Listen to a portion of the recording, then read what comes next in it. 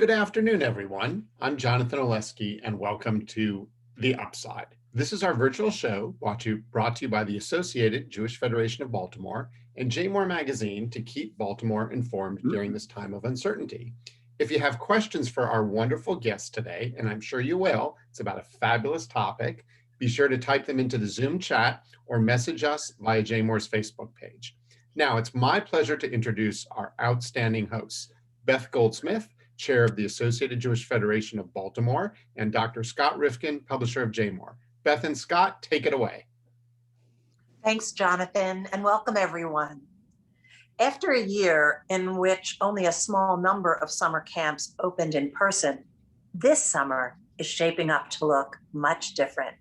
Camps are optimistic as they begin to open registration and develop protocols that will protect the health and safety of both campers and staff. So what can parents expect this summer? And how will state guidelines impact camps? And why is camp now more than ever one of the very best places for youngsters to build identity and create lifelong friendships? Scott, please introduce our panel. Thank you, Beth. Today, we're excited to welcome Emily Stern, Director of JCamp. And JCamp opened last year with limited enrollment. Marty Rockland, Director of Camp Airy, where I was camp doctor for about 10 summers. So I have some history there. My kids all went. And Lisa Handelman, who's the Director of Capital Camps. So thank you all for being here today.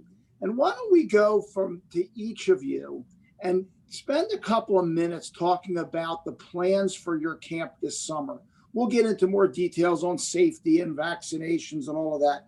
But let's start with an overview, if you don't mind.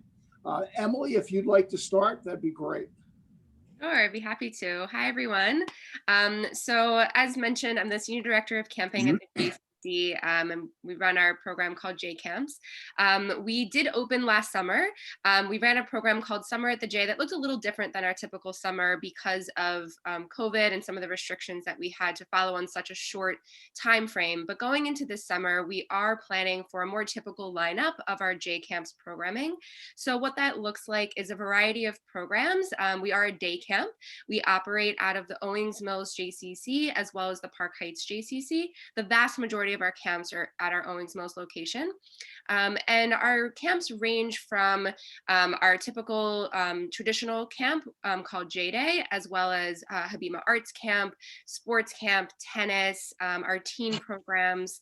And we also have Kulanu, which is our camp for Orthodox boys at our Park Heights location, all of which we're planning on opening this summer. And they range in age to as young as 2 in our Noah's Ark program and our preschool, all the way up through 15. And then at 16, we start hiring and our campers can become our staff. So we're really looking forward to a summer where we go back to some of our typical programming, however, continuing to look at the health and safety and restrictions that may be involved because of COVID, which I'm sure we'll talk about a little bit more as we move forward through our segment today. And we're really excited to just get back to the fun and safety that we know that we provide through all of our programming, and being able to offer some of the things that we didn't offer last summer, like instructional swim, our ropes course, zip line, archery, and continuing to offer our programs in arts and crafts and science and nature and sports, and really giving kids the opportunity to get back outside, see their friends, which is a huge part of this summer, create those bonds with one another. So that's really what our program is going to look like this year.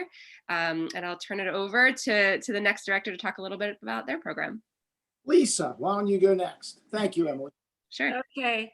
Hi, everybody. It's great to be here. Thank you for having me. When Beth said camp's going to be different, I've been saying a lot. I love that line. It's different, but the same. So we are prepared to open. We're excited to open. We're ready for a fun, safe summer. And in many ways, a lot of our core values and a lot of, like Emily was talking about, a lot of the programmatic things we're doing are all happening in a different way. So it's like same, but there's going to be, for COVID and for safety that I guess we're talking about later, definitely some adjustments, but everything is pretty much a go. We are as an overnight camp right over the border in Waynesboro, Pennsylvania, We have kids of all ages coming. One of the things that's slightly different is we moved our rookie and our mini sessions, our smaller sessions, to the beginning of each session. So we have camp for kids rising second grade, can come for like a 5-day of camp experience. That's rising second grade, third grade, fourth grade. We have a mini session, which is a 2-week session for our rising third, fourth, fifth, and then new this year, 6 and 7. That's one of those same difference. We're trying to meet some social emotional needs of those becoming middle schoolers. And then we have our regular regular first and second session, a 4-week and a 3rd week for kids from 3rd grade through our rising seniors who are our CIT. We are a wonderfully, involved, activity-based, Judaic, identity building, Shabbat in that magical way with guitar players playing and song leading and everything one would imagine from an overnight Jewish day camp. Overnight camp. I was thinking what Emily was saying, a lot of the expansion from the day camp to the overnight camp. Have a farm, have a lake, have a pool, all the fun, exciting things. And I think another way this summer is going to be the same but different is a real emphasis on both the physical safety and the social emotional safety. I think our kids need to get back to camp. They need to get back to their day camps. They need to get back to their overnight camps. As Emily was saying, they need to reconnect with their friends.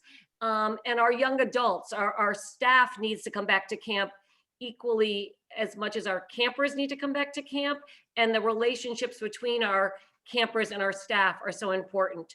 So I personally can't wait for summer 2021 and to have everybody back in camp in one way or another. And I guess I'm either sending it back to Scott or passing the virtual mic over to Marty. Marty, you're up. Thank you, Lisa. Thank you, Scott, and thank you, Emily and Lisa. Lisa and Emily and I have been in a number of, camp cohort calls throughout the disappointing part of last spring when we all made the decision to adjust or postpone our programs, then through all the planning time coming up for this year. We can't wait. We have had 2 years of plans and ideas and energy waiting for a place to go. And finally, summer 21 is coming. As we like to say in our office, we can't celebrate our 100th year, which is next year, if we don't get to 99. So that's a big part for us as an organization. We just think, I think we would all agree, kids need to get back to exploring and trying and building confidence and building independence. And camp does that. Day camp does that. Overnight camp does that. Making those friends for life and trying new things and just a different set of 4 walls to look at. And parents and families have had a lot of time together. Kids, let's give them some other people to talk to and look at. So camp's going to be a great reprieve for all of us. And we're just excited to get everybody back on our mountains in late June. So thank you, Marty. Let me throw out a question for all 3 of you. Are parents hesitant? How's enrollment? I think it all goes together. And then we're going to talk about all the safety things you are all doing and try to make folks more confident. But what is the response you're getting from parents? So I'll jump in. It's an interesting question, yes, Scott, because we did make a session adjustment. So typically our parents of 2nd and 3rd graders have an option to go for a 1-week program.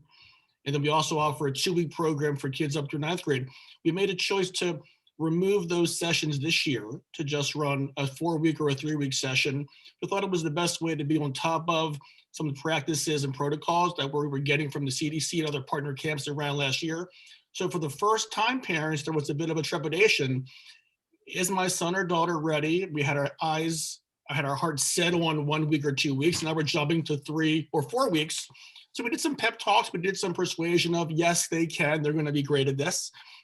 Enrollment's been really, really good. We have some wait lists in some sessions, but there definitely have been some parents thinking about, are they ready for that length of time away yet? And we've done our best with our directors, our wellness teams to talk about their kids individually. We all suggest as you get ready for camp, go practice camp, go do a sleepover someplace. Well, that's not been so possible in COVID times. So you can't go practice sleepover. So we're trying to figure out how to coach our families in the springtime up until summer comes, do their best job at mentally preparing for, thinking about camp things. And then when they get there, hopefully we'll be able to, take the baton and get them to a comfort level right away. Marty, I'm going to jump in right on that point because I wanted to hear what else can parents do since things will be different, and you guys might not even know how different until all the protocols are placed out there. How can parents prepare their kids, both emotionally, physically, for those differences, for what camp might be like? So Marty, you want me to jump in on answer that one? Then you can answer again. I was going to say, because we've done a lot of work. We have at camp what we call YOETSITs, which are mental health providers, and we're increasing that for this summer. And one thing I learned from them just recently is parents, it starts with parents talking to kids and helping them feel comfortable in the decision that camp is going to be safe. And we can all tell you, I will tell you, each 3 of these camps, are going to be safe. And parents helping kids know that they believe in that is really key. And that there are individuals that the safety precautions, kids have been in their living rooms a lot and have been told, don't do. And it's a change, and that's going to be an adjustment. But the parents believing in, and I found, and I'm sure the other 2 camps can, equally found, we know our parents, we've been talking to our parents, we've been communicating with our parents, and there is a trust. And I think the parents having honest conversations with kids, yes, things are going to be different, but it's also going to be fun. It could be, again, that same difference. And it starts with those open, really honest conversations. And if parents have any doubt, to reach out and call us, because they need to have less doubts so they can be confident when they talk to their kids. So I think it starts there. If somebody wants to, expand on that, that's where I think it starts, the conversations. Yeah, and I'll piggyback on that. We were able to run a program at a smaller capacity last summer, and that was coming off of a time where everyone was, we were almost on lockdown at the time, where we were coming right out of that, going into we started our camp in July. And what we did is something really similar to what Lisa's talking about, is we told parents, talk to your kids, have them start practicing the things that we know they're going to have to do at camp. If your child hasn't been wearing a mask, have them start wearing a mask a little bit every day to get used to it. Go on walks outside to get a little bit more used to the heat.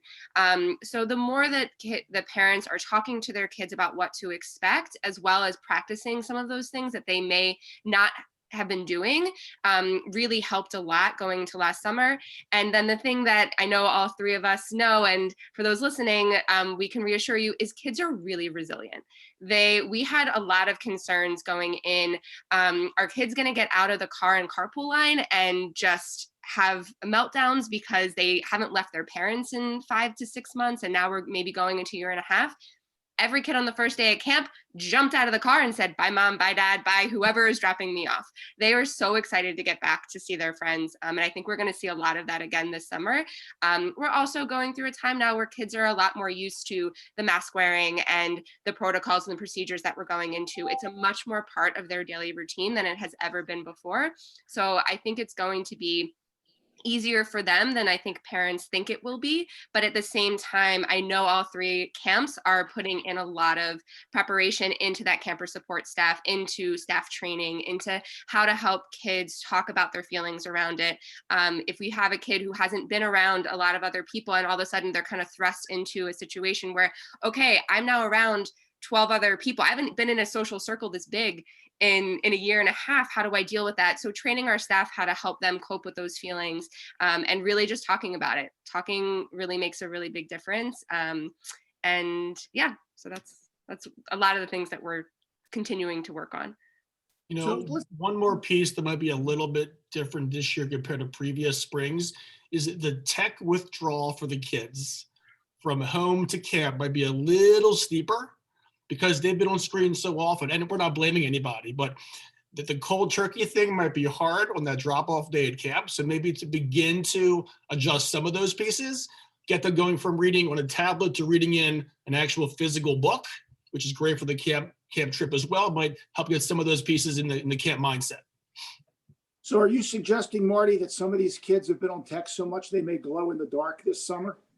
It does give us a new kind of flashlight time to look forward to, but we'll have to see. And Beth, just to jump in here, one more thing. It's some of the stuff that all camps can tell you that you normally do. Again, this the same but different. So kids for overnight camp, taking responsibility for some of their bedtime routine, to shower independently, all those little things. I see Marty, nodding his head, those things that they normally do to get ready for camp. It's the same this year. And I think the kids, like Emily said, they're so excited to get back to camp. It's going to be great. Wait a minute, kids shower at camp now? When I went to camp, nobody showered for the month. Come on. Yeah, that's wonderful. So let's talk a little bit about the precautions that you're taking, okay? And again, Marty mentioned he's got a bit of a waiting list, and I'd love to hear again how enrollment is going. I asked that earlier. But I think part of it is just reassuring families that all these precautions are being taken. So maybe if one or a couple of you guys would jump in and talk about the base precautions that you're taking. Sure, I can kind of start off there. We're taking a page from our book from last summer, and also in knowing that things are still changing.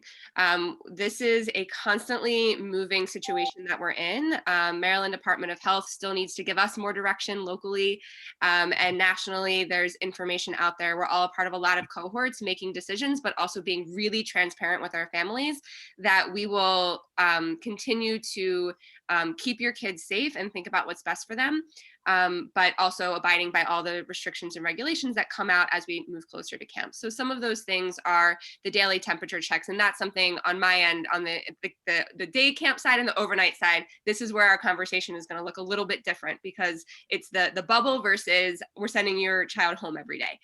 So in my world, where we're sending our child home every day, we have the daily health checks every morning. There's going to be a mask regulation. There's sanitation. We look at how we stagger some of our times where we used to do things in really large groups, such as lunch and Shabbat, and staggering those times into smaller cohorts. Camp groupings look very different. We have our smaller pods. That's a word that you're going to hear a lot in the camp culture, which is that smaller group of your bunk, your core group of kids that becomes your family, that becomes your pod. How they don't necessarily interact with other groups as we have in past years. Extra hand washing stations.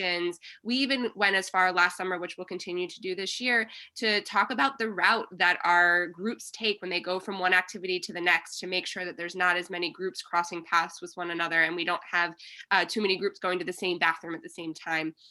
So a lot of those things we take into consideration. And then of course we have our COVID protocols. If we do get a call from a family that says that, my child may have been exposed, or we have a kid who, all of a sudden halfway through the day says, I don't feel good. How do we handle those situations? What do we promise our families that how we're going to be communicating with them? And we all have groups of medical staff that we're working with to fine tune those. And thankfully we have what we used last summer, and we're continuing to work towards this summer and what that'll look like. Very good. Either of the other two of you with some thoughts on that topic? Basic Sure. Emily's right on target. We're going to follow a similar approach with the daily temperature checks. And we've heard from camps that ran last summer, overnight and day camps, that being more aware of campers' daily health, having more hand washing, more hand sanitizing vigilance may cut down on all kinds of camp illnesses that might send traffic through a health center. So if we're better up front, it may turn into a smoother ride for everybody. We're also taking steps, and I'm sure Lisa would echo with similar pieces.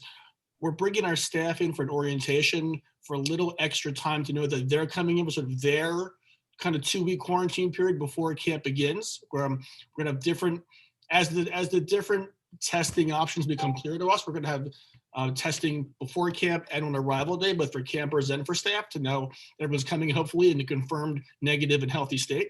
And just doing our best to watch the group size and watch the interactions as Emily described, so that when and if it's appropriate to get broader and bigger in group sizes, we can, but you got to start small and be healthy at the outset. Gotcha. Marty, that was a really important point that that I've been, sort of wondering about your staff. And maybe Emily, it's even harder for you because at the, sleepaway camps, the staff is there, the parents aren't. So your kids go home, they could be exposed. Are there protocols for families who agree and for staff who agree to participate in your programs? Yeah, we had this last year as well. We made a point to our families and to our staff that you are deciding to send your child to our camp, to our community. And as much as we are going to communicate with you, you need to communicate with us. And remember that you are a part of this community that we want to keep safe. So there's a fine line between us being able to tell families what they can do when they're not in camp, as well as respecting the fact that they are sending their child to our community. We want as much as we are keeping their child safe, we are keeping everyone's children safe and all of our staff safe. And during staff orientation, we had an entire session last year talking about what is safe to do outside of camp, what is not safe to do, and how to make sure that we're keeping our camp community as safe as we possibly can, but being honest, right? We want our families and our staff to be honest. If there is a time where they think they may have been exposed, to telling us, so that way we can go into the proper procedures that we need to go into. And that was key to us making sure that our camp community stays safe last year, and the same will go into effect for this year as well. So let's talk Lisa about. or Marty, do you have? I'm Go ahead, sorry, Beth. I just want to make sure if Lisa or Marty wanted to weigh in on that, protocols for staff or for anyone coming to the camp. Yeah, I would say I agree. One thing that I was thinking about that's slightly different is that this idea of collaboration, like when Marty was talking and Emily was talking, the camps have collaborated so wonderfully. Like we are all, safety is something everybody has to do. So there's this combination of really of sharing ideas and best practices. And it's also, when I think about this collaboration, the families are part of that. There's this camp family partnership, which has always been part of all our camps. It's even more so this year. And also back to your question about staff, our staff are young adults, they're college age staff, and we are taking care of them too. And we're helping them understand, we're doing the same thing. When Marty said, a longer staff week, I went check, we've talked about it, we're doing the same thing. And we're having them there for their physical safety, but also their emotional safety. They are coming off of COVID just like everyone else. And we're taking care of them so they can best take care of the campers. So it's a really collaborative effort on all ends, which is lovely to see. Good. So let's talk about vaccines for a minute.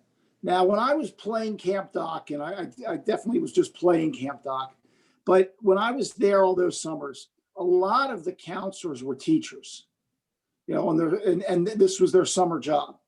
And teachers are sort of at the head of the list of getting vaccinated. Any ideas of what percentage of your staff you think will be vaccinated before they come to work? No. We're all confident.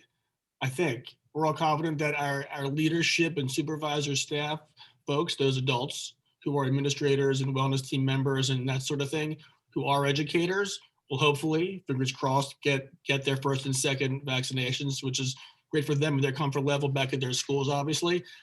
We don't know when it's going to trickle down to our college age kids, as Lisa just mentioned. It's different states. Remember, our staff come from different places. So different states, different counties have different successes and obstacles in getting people in lines and into places to get their vaccine. So I wish we had a really good guess. I don't think anyone's going to have that for a little while. Yeah, that goes back to me to just that's a question that we've started getting from parents because it's becoming more available. And it lives in that category of we will update and we will be as transparent with you as we know more. But unfortunately, we don't have any more of a crystal ball than anyone else, and we don't know how things are going to roll out. Vaccination is also one of those topics where there's only certain mandates that we can have. So there's a lot that goes into that category. But of course, our hope is that a lot of our staff will be.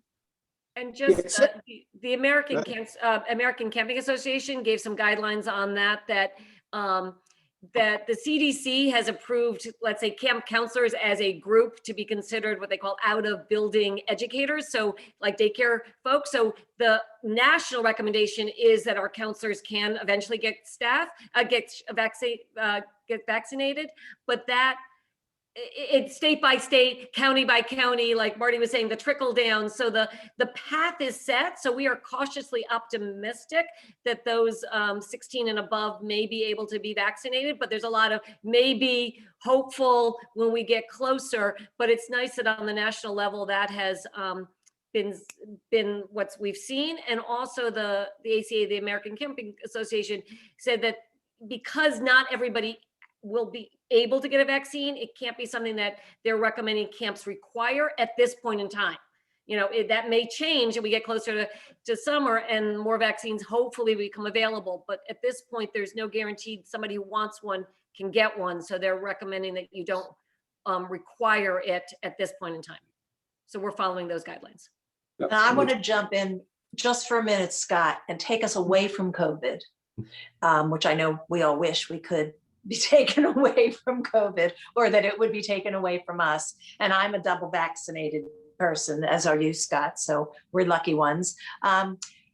Let's just talk about why Jewish camp. I know it's why you all exist and in the jobs you have. So let's talk about the beauty of that for a moment, and why now, even more than ever, as I said in the intro, it's so important, and why should parents be choosing a Jewish camping option? Who wants to start? You just hit my favorite topic, Beth. So I'll start, but the other two have to wave at me if I keep going. All right, Lisa, roll. I'm here today because I went to Jewish camp. I believe in Jewish camping at large. We're all three of us amazing Jewish camps. And I think a parent can't go wrong with choosing anyone.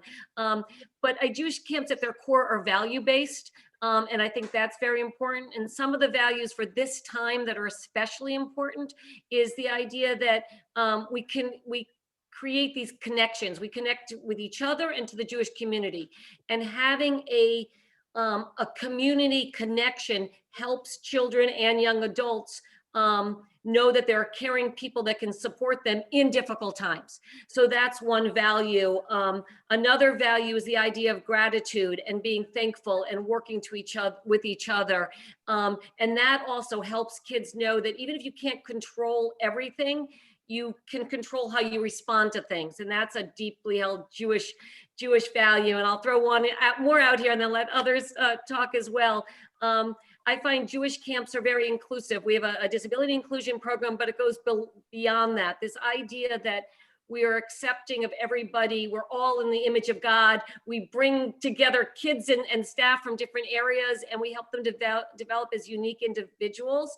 And there's a lot of this value-based. Camp for kids is all fun. Kids should think it's just fun. That's what they need to concentrate on. But the adults that are listening, under all that is this intentionality based on Jewish values.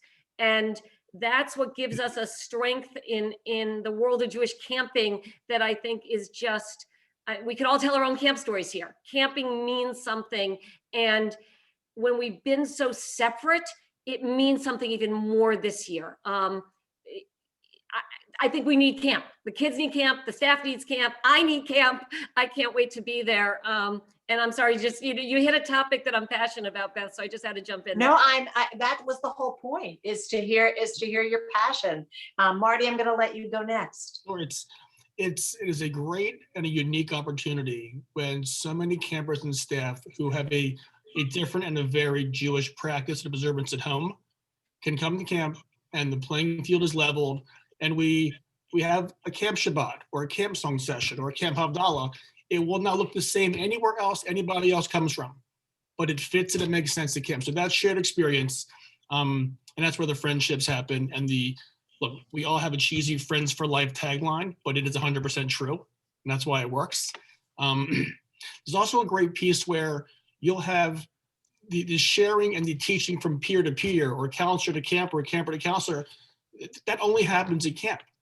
The other interference of technology or other siblings or cousins or parents or whatever, they're all great, but they're different distractors from what we do really, really well at camp. Let's build these communities of friends who teach each other, live together, have these lifelong skills, hopefully go home as a better version of themselves. And so tied in with what Lisa mentioned as Jewish values, two of my favorite values, which are interesting in the camp world, of course, it's tradition, because we love what we do at camp, but also hospitality, taking care of new people, making them feel welcome as well. So that's what I think camp really are great bookends for how we all approach our summers. From Emily's perspective, I don't know how they do the magic they do with day camp, but it's amazing. And she's our marvel and how they pulled off last year and how they're going to do it again this year too. So Emily, Marvel. Marvel, I'll take it, Marty. Thank you. Marvel. I'll ditto everything that Marty and Lisa just said about the values. They're integrated into our program, but I think one of the things that's really special about Jewish camping is the fact that it can be for some kids a place where they can explore their Jewish identity for the first time, especially going into this past year where we know some kids are in Hebrew school, some kids aren't. It might be virtual, and the ability for kids to be able to explore their own Jewish identity and their traditions is probably harder this year than it has ever been before. And what we already knew was that camp can be one of the most powerful and positive Jewish experiences that a child can have if they are Jewish.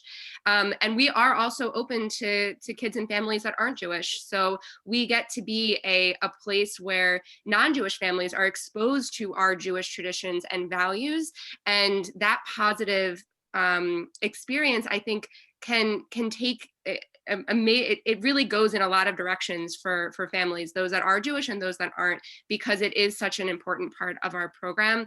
When kids go to arts and crafts or athletics or science, there's a value behind what they're doing that is Jewish, that we're teaching our instructors how to tie those pieces together outside of when they go to Shabbat and they sing songs, because of course we do that. We have service, we have all these pieces of our program, but really, how is it all coming together to help kids form their Jewish identity, as well as those who aren't Jewish have positive, relationships around our Jewish cultures and traditions. Beth and Scott, we have our first Facebook question, and this is a very specific one that goes to Marty today. So Marty, this is from Carly on Facebook. Her daughter is a very excited first-time camper at Louise. She wants to know, will the campers between Louise and Airy do any combined activities together? Very specific question for you. I'm glad she asked. It's an important question. We're still trying to figure out. As we mentioned before, we're going to start small with our groups. Emily mentioned the pod or the household word, and that's what we're going to open up each camp with your family is your bunkmates and your counselors. We're hoping it's going to be safe at some point in time to peel back some of those layers of protections in camp to make group sizes bigger. We're hopeful that could include some Airy and Louise crossovers, but I'm not going to commit either direction. I got a little bit more time on our side, so I'm going to stick to that and be optimistic. All right, thank you so much. So we haven't mentioned the number one reason why camps have to be active and full this summer. These parents have got to get these kids out of the house. They're going crazy. After a year of kids at home, they have got to, for their own mental health, we have got to make sure the camps are busy this year. So this has been a wonderful conversation. Why don't we take a minute with each of you separately talking about contact information and how they get more information on the camp and enroll and all that sort of thing. We have several thousand people that listen to this show, whether it's on Facebook or live or on, what's the one I'm missing? YouTube and all those sorts of things. And the word really does get around. So take a minute and talk about the camping schedule and how they enroll and how they reach out to you as camp directors. Marty, you want to go first? Sure. And maybe I can put a couple things in the chat box if I can talk and type at the same time. So first of all, I'm pleased to be representing both Camp Airy and Camp Louise. Camp Airy is our boys' camp. Camp Louise is our girls' camp. We are together in one planning group and entity for the whole year. So we're at airylouise.org, AIRYLOUISE.org. And on that lovely, full of pictures, exciting webpage, there's information. And also, if you're ready, enroll now. And those are great ways to do it. But really, if you do send a request for information to us, Alicia, my counterpart for Louise, myself, or our assistant directors, Jackie for Louise and Zach for Airy, will happily write you or call you back. We've done a lot of family Zoom info sessions this off season. It's better to see people and have smiles and faces together than behind a phone sometimes. We're having virtual pizza parties to kind of have the feeling of being together to talk about camp, doing it together online. Instead, we're having one tonight. So there'll be pizzas being delivered to all these families all over all over creation to have pizza and talk about camp. And so we'd be happy to. If we don't see you there, we'll see you out and about. Hopefully, fingers crossed, we'll get back to safe, socially distant tours of camp in warmer weather come March, April, and beyond. And then we're getting ready for summer, and that's pretty exciting. Very good. Emily? Yeah, so similarly, you can head to our website. I did just put it in the chat, jcampsbaltimore.org. All of our information is there you can request more information. You can give us a call. You can go ahead and register right there. A lot of our frequently asked questions, safety protocols, and a lot of the things I touched on today are all located on our website. We're also doing info sessions to be able to ask some of those, to answer some of the questions that parents have that are a little bit more specific to them. We are doing one tonight, actually, at 7:30, and more information is on our website about that.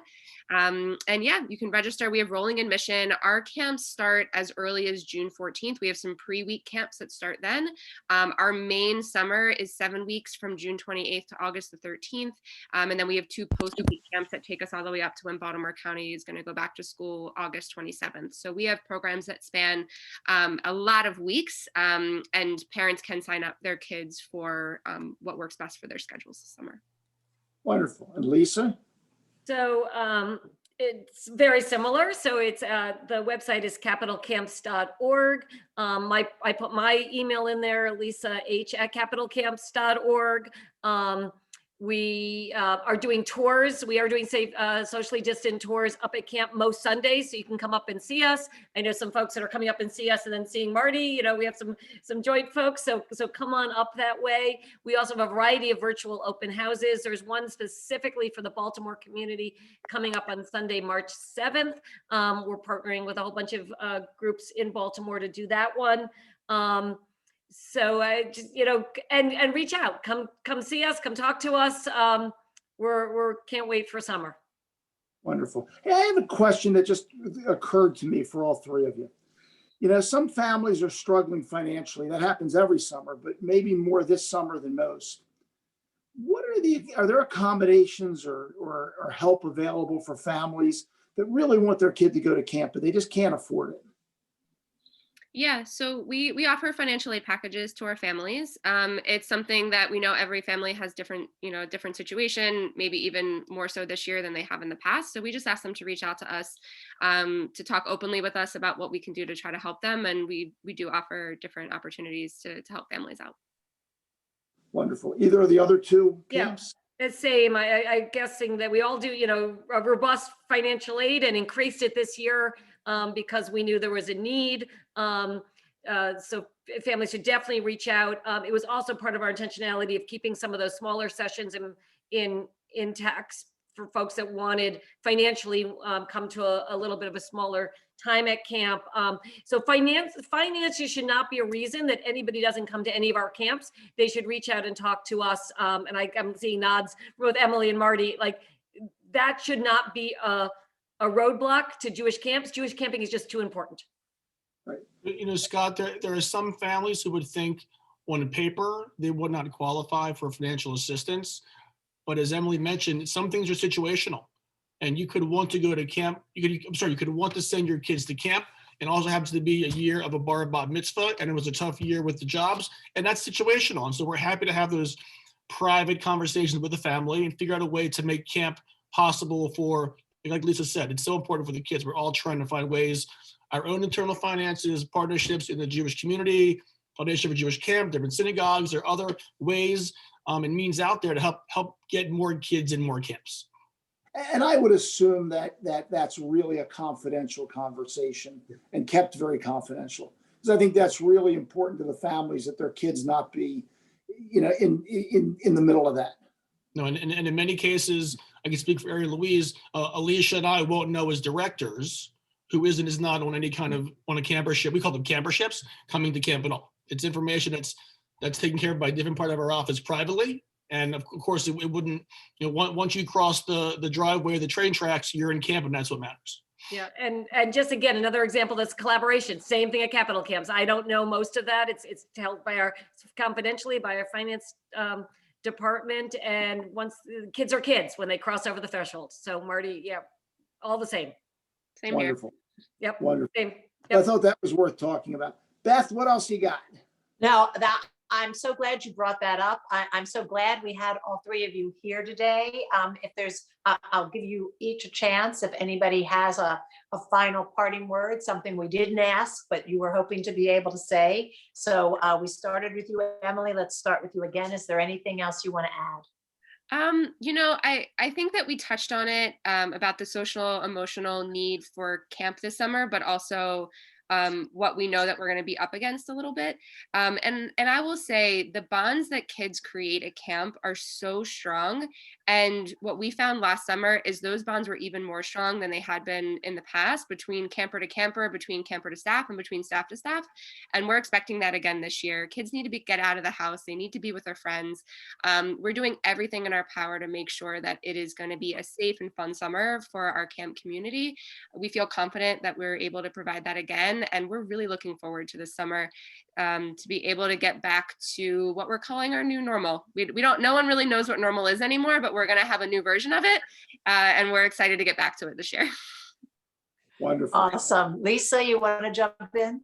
Sure. We also, I forgot to mention, we had opened up a little bit last summer. We had what we called Cabins at Capitol. We're going to do that again this summer for a couple weekends in May. And so we got to try it out. We got to do all our COVID safety protocols on a smaller scale.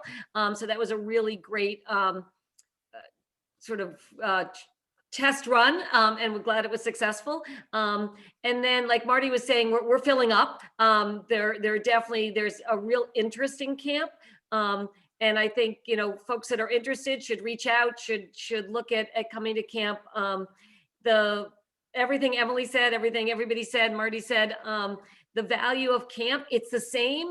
And, go back to Beth's point, same and different.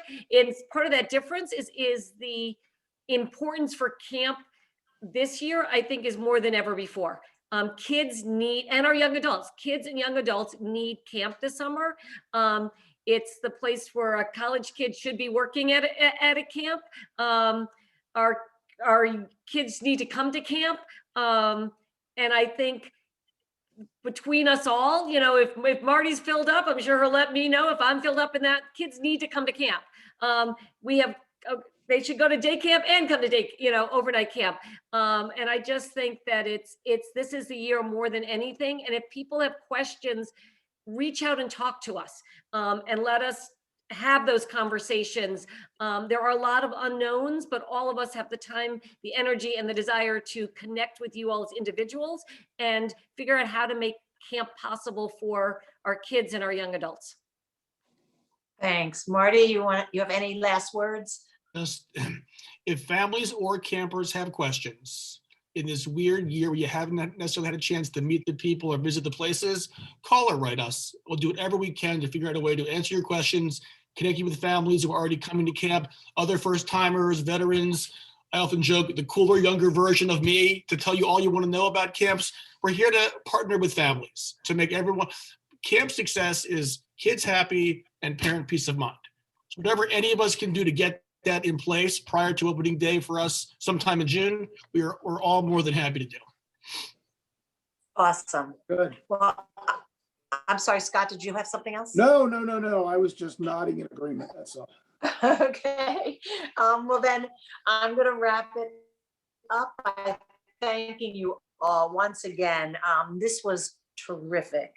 And I never got to go away to sleepaway camp, but Marty, you may be interested in knowing when I moved back to Baltimore many, many years ago with a 10-year-old, well, he was 9 at the time, and I needed him to go away to camp, and I told him he could pick any camp on earth, and he picked Airy. So there you go. He's 38 years old now, and it was a great experience for him.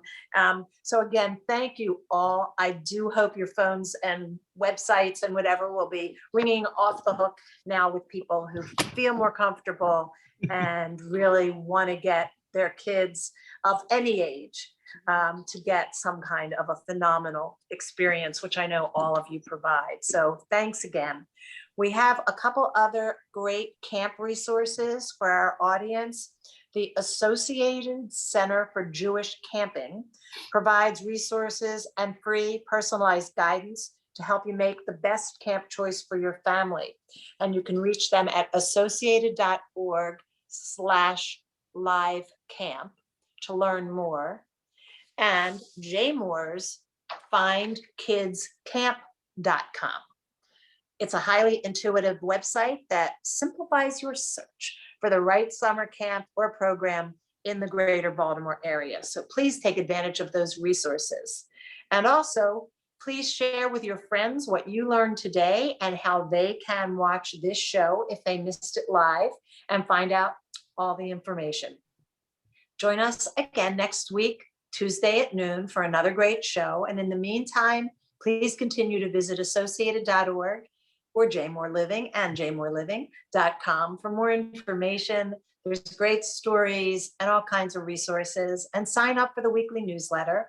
And until we get to see all of you again, please stay well.